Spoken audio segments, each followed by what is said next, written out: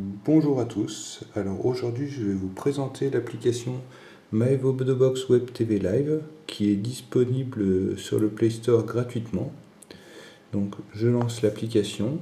La première fois que vous lancerez l'application, elle va vous demander de saisir un email. Alors je vous conseille de le faire et de ne pas ignorer cette étape, comme ça vous aurez accès à un menu supplémentaire qui est les flux favoris.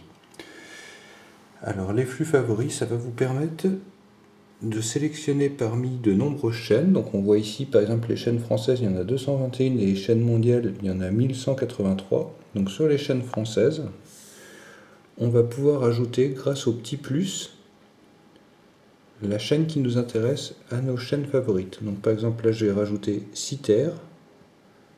Alors j'ai cliqué sur le petit plus et si je retourne à ma liste de flux favoris, elle est dedans.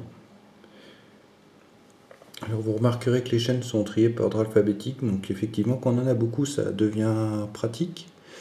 Alors on va retrouver toutes les chaînes de la TNT ici, donc par exemple on aura TF1, M6, France 2, Gulli pour les enfants. Alors par exemple je vais lancer M6, et là quand je lance M6, le logiciel détecte automatiquement tous les lecteurs vidéo que j'ai d'installer sur ma tablette. Et donc je vais pouvoir choisir mon lecteur favori. Donc il faut savoir que certains flux vont pouvoir être lus par ces lecteurs et d'autres non. Alors là c'est à chacun de tester quel est le meilleur lecteur, celui qui donne la meilleure qualité vidéo. Donc moi j'utilise souvent MX, c'est celui qui passe le mieux.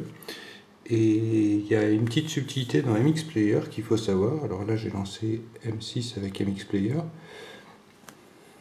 C'est un petit peu long. Ah non, ça arrive. Alors c'était peut-être un petit peu long parce que j'ai mis le décodage ici software. Donc si vous regardez, il y a écrit SW. Alors il est possible de changer et de choisir le décodeur hardware ou hardware plus en fonction de la source.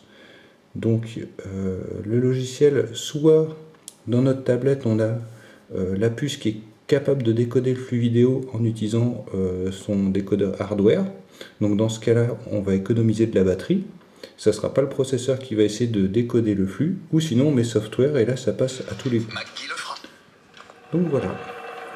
Donc moi pour pas être embêté, comme j'ai pas de souci de batterie, je mets toujours software et je me pose pas de questions.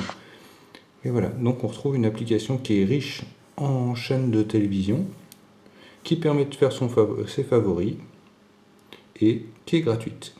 Voilà. Allez, au revoir.